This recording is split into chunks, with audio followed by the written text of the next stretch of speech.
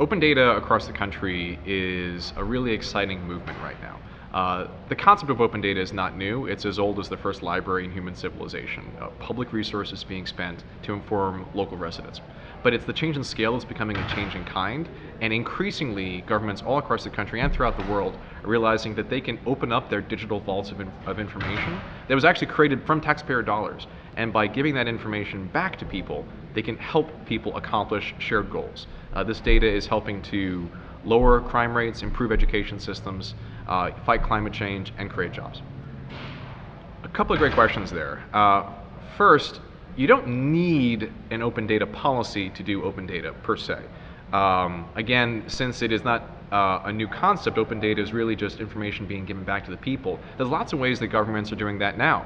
Even the most basic and historic aspects of an elected official communicating with its residents, that mayor, or if it's a city or any other level of government, that's open data. But policy as a specific tool can greatly empower and strengthen open data programs in a few different ways. First of all, it provides in many cases a legal framework to protect the publishers and the consumers to understand what they can do with that data. So issues like privacy, confidentiality, security, that is paramount and has to be protected.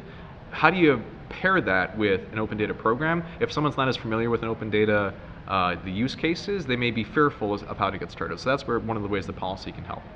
Another way is that policy can provide a framework to provide some sense of scale. Most governments are in the business of delivering services, and it's usually very diverse services: crime, healthcare, education.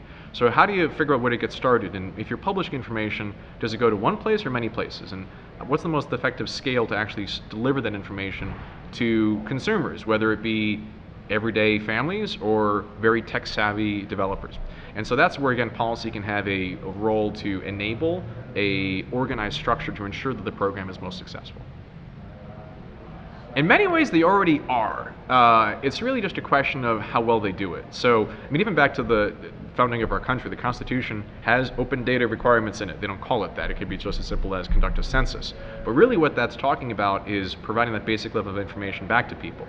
So in the modern version, does any government need to put files on a website? Not necessarily. It's less of a need than it is a lost opportunity. Look at what Chicago is doing in terms of how they can lower the crime rate of their city. Look at what New York State is doing in terms of improving education systems. What the federal government is doing with national level data programs to actually create jobs.